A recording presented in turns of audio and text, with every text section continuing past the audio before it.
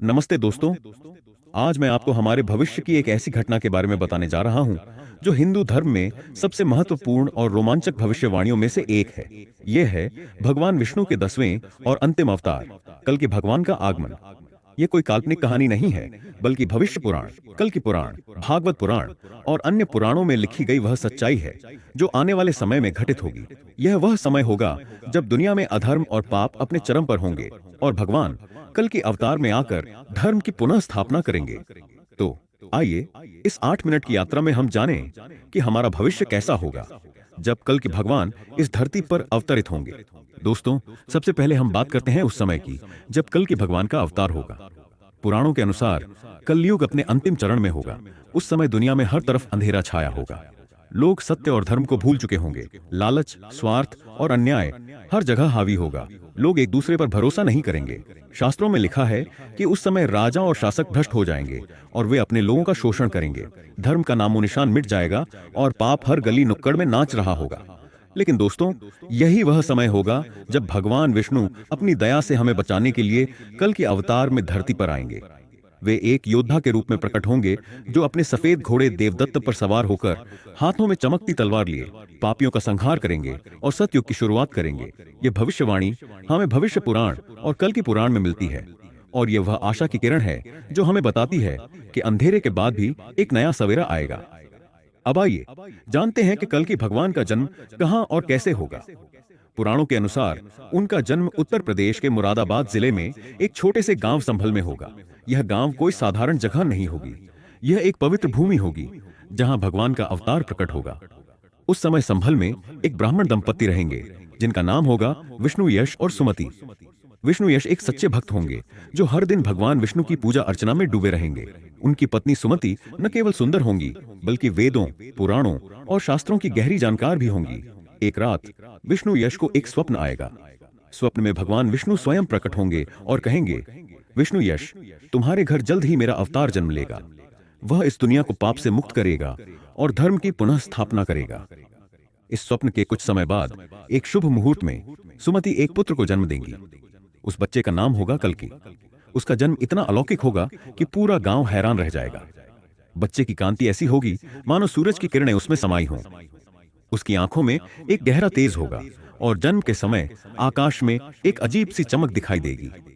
पक्षी मधुर स्वर में गाएंगे और गंगा की लहरें जैसे भगवान के आगमन का स्वागत करेंगी। दोस्तों, कल के भगवान का बचपन भी कोई साधारण नहीं होगा। वे एक असाधारण बालक होंगे जिनकी बुद्धि और शक्ति देखकर हर कोई दंग रह जाएगा। जहां गांव के बच्चे खेल कूद में मस्त रहेंगे, वहीं कल की किताबों में डूबे रहेंगे। वे वेद, उपनिषद और शास्त्रों का गहराई से अध्ययन करेंगे। उनकी बुद्धि इतनी तेज होगी कि उनके गुरु भी हैरान रह जाएंगे। लेकिन कल के केवल किताबी ज्ञान तक सीमित नहीं रहेंगे। वे युद्ध कला में भी निपुण होंगे। तलवारबाजी, धनुर्विद्या और घुड़सवारी में उनका कोई जवाब नहीं होगा। एक बार जब वे केवल 12 साल के होंगे, जंगल में एक भयंकर शेर उन पर हमला करेगा। लेकिन कल्कि अपनी तलवार से उस शेर को परास्त कर देंगे। यह खबर पूरे संभल में फैल जाएगी और लोग समझ जाएंगे कि यह बालक कोई साधारण इंसान नहीं है। विष्णु यश और सुमति को गर्व होगा, लेकिन वे जानेंगे कि उनका बेटा दुनिया को बदलने के लिए आया है। जैसे जैसे कल के बड़े होंगे, उनकी ख्याति भी बढ़ेगी। एक दिन जब वे गंगा किनारे ध्यान कर रहे होंगे, तभी आकाश से एक तेजस्वी सफेद घोड़ा प्रकट होगा। उसका नाम होगा देवदत्त। यह घोड़ा इतना सुंदर होगा कि देखने वाले मंत्रमुग्ध हो जाएंगे। इसकी आंखों में बुद्धि होगी और यह ऐसा लगेगा मानो यह कल्कि का इंतजार कर रहा हो। पुराणों में लिखा है कि देवदत्त कोई साधारण घोड़ा नहीं होगा। यह भगवान विष्णु का दिव्य वाहन होगा जो कल्कि को उनके मिशन में साथ देगा। जब कल्कि पहली बार देवदत्त पर सवार होंगे तो ऐसा लगेगा मानो वे हवा में उड़ रहे हों। यह घोड़ा इतनी तेजी से दौड़ेगा कि कोई इसका पीछा नहीं कर पाएगा। देवदत्त और कल्कि की जोड़ी दुनिया को बदल देगी। अब बात करते हैं एक ऐसे प्रसंग की जो कल्कि भगवान के जीवन का एक महत्वपूर्ण हिस्सा होगा। जब वे युवा होंगे, तब उन्हें खबर मिलेगी कि सिन्हल द्वीप, आज का श्रीलंका, में एक भव्य जल उत्सव हो रहा है। वहां की राजकुमारी पद्मावती की सुंदरता और बुद्धिमत्ता की चर्चा हर जगह होगी। कल्कि अपने घोड़े देवदत्त पर सवार होकर सिन्हल द्वीप जाएंगे। वहां जल उत्सव में एक नाव दौड़ का आयोजन होगा जिसमें पद्मावती भी हिस्सा लेंगी। जैसे ही कल्कि की नजर पद्मावती पर पड़ेगी, वे उनकी सुंदरता और बुद्धिमत्ता पर मोहित हो जाएंगे। पद्मावती भी कल्कि के तेज और शांत स्वभाव को देखकर प्रभावित होंगी। दोनों के बीच प्रेम होगा और जल्द ही उनका विवाह होगा। पद्मावती कल्कि की सहधर्मिणी बनेंगी और उनके मिशन में उनका साथ देंगी। दोस्तों, अब आता है वह समय जब कल्कि भगवान अपने मिशन को शुरू करेंगे। उस समय दुनिया में कई दुष्ट राजा और शासक होंगे जो लोगों का शोषण कर रहे होंगे। कल्कि अपने सफेद घोड़े देवदत्त पर सवार होकर हाथों में 2 चमकती तलवारें लिए इन पापियों का सामना करेंगे। उनकी कांति गौर होगी लेकिन क्रोध में काली हो जाएगी। वे पीतांबर पहनेंगे, उनके हृदय पर श्रीवत्स चिन्ह होगा और गले में कौस्तुभ मणि चमकेगी। एक प्रमुख युद्ध होगा शशिध्वज नामक राजा के साथ, जो एक निर्दयी शासक होगा। शशिध्वज अपनी पुत्री रामा का विवाह कराने के लिए एक यज्ञ रचाएगा, जिसमें एक विशाल धनुष तोड़ने की शर्त होगी। कल्कि उस धनुष को आसानी से तोड़ देंगे और शशिध्वज को युद्ध में परास्त करेंगे। इसके बाद वे रामा से विवाह करेंगे। लेकिन दोस्तों, कल्कि का मिशन केवल युद्ध तक सीमित नहीं होगा। वे लोगों के मन में परिवर्तन लाएंगे। उनकी शांति, शक्ति और संस्कृति की त्रिवेणी दुनिया को एक नई दिशा देगी। वे दुष्टों का संहार करेंगे, लेकिन साथ ही लोगों को धर्म के मार्ग पर चलने की प्रेरणा देंगे।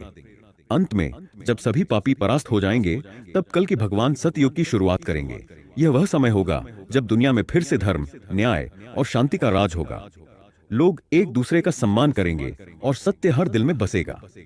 विश्वकर्मा एक भव्य और दिव्य नगर बनाएंगे जो स्वर्ग जैसा होगा और यहीं से कल्कि अपना शासन चलाएंगे। पुराणों में लिखा है कि कल्कि 64 कलाओं में निपुण होंगे। वे न केवल एक योद्धा होंगे बल्कि एक महान सुधारक भी होंगे। उनका शासन ऐसा होगा जो हर प्राणी को सुख और शांति देगा। दोस्तों, यह है वह भविष्य जो हमारा इंतजार कर रहा है। कल्कि भगवान का आगमन हमें यह आशा देता है कि चाहे कितना भी अंधेरा हो, सत्य और धर्म की हमेशा जीत होगी। लेकिन यह भविष्यवाणी हमें केवल इंतजार करने के लिए नहीं कहती। यह हमें प्रेरणा देती है कि हम अपने जीवन में धर्म और सत्य के मार्ग पर चलें। हमें अपने कर्मों से इस दुनिया को बेहतर बनाने की कोशिश करनी चाहिए, ताकि जब कल्कि भगवान आए तो हम उनके मिशन का हिस्सा बन सकें। पुराणों में यह भी लिखा है कि कुछ लोग दावा करेंगे कि कल्कि अवतार पहले ही हो चुका है, लेकिन शास्त्र स्पष्ट कहते हैं कि यह घटना भविष्य में होगी, जब कलयुग अपने अंतिम चरण में होगा। इसीलिए हमें भ्रम में नहीं पड़ना है। हमें अपने शास्त्रों पर भरोसा रखना है और सत्य के मार्ग पर चलना है। तो दोस्तों, यह थी वह भविष्यवाणी जो हमें बताती है कि कल्कि भगवान कैसे आएंगे और दुनिया को पाप से मुक्त करेंगे। यह एक ऐसी घटना है जो हमें आशा, विश्वास और प्रेरणा देती है। जब भी आप निराश हों, यह याद रखें कि भगवान विष्णु का यह अवतार हमारी रक्षा के लिए आएगा। उनके सफेद घोड़े, देवदत्त की टापें, उनकी चमकती तलवारें और उनका तेज हमें एक नया युग देगा। आइए हम सब मिलकर धर्म के मार्ग पर चलने का संकल्प लें, सत्य बोलें, अच्छे कर्म करें और अपने जीवन को ऐसा बनाएं कि जब कल्कि भगवान आए तो हम गर्व से कह सकें कि हमने उनके मिशन में अपना योगदान दिया। धन्यवाद दोस्तों। जय श्री विष्णु, जय कल्कि भगवान।